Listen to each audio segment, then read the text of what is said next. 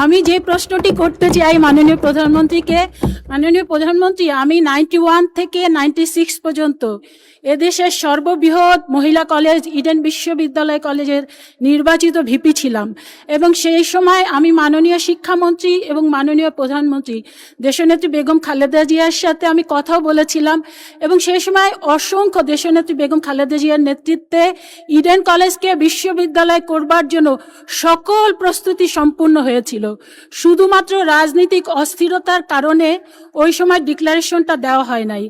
এখন আমি বলতে চাই মাননীয় প্রধানমন্ত্রীর কাছে আমার বিনীত আবেদন যে এখন ইডেন কলেজে প্রায় 23,000 ছাত্রী লেখাপড়া করছে, ওই কলেজটিকে বিশ্ববিদ্যালয় করার কোনো পদক্ষেপ নেবেন কিনা।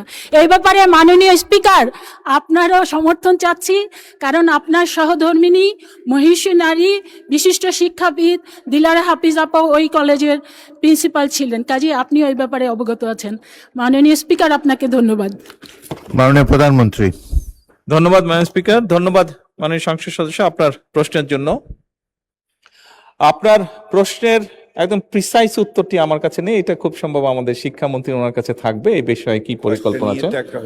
জি, কয়েকটা নিয়ে একটা হয়েছে, সেই জন্য একদম প্রিসাইজ উত্তরটা শিক্ষামন্ত্রী সঠিকভাবে দিতে পারবেন বলে আমি মনে করি। তবে ওভারঅল আপনাকে আমি যেটা বলতে পারি, অবশ্যই সকল সময় বিএনপি সরকারের অন্যতম অনেকগুলো পরিকল্পনা, অন্যতম একটি মূল পরিকল্পনা ছিল নারীর শিক্ষাকে প্রায়োরিটি দেওয়া।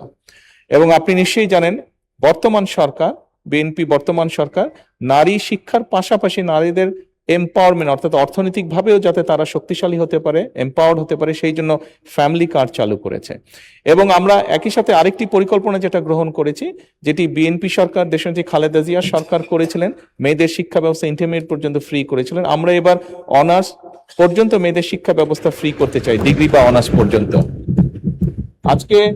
আজকে আমাদের সাথে গ্যালারিতে অনেক নারী শিক্ষার্থী উপস্থিত আছে, তারাও সরাসরি এই সংসদ অধিবেশনটি দেখছে।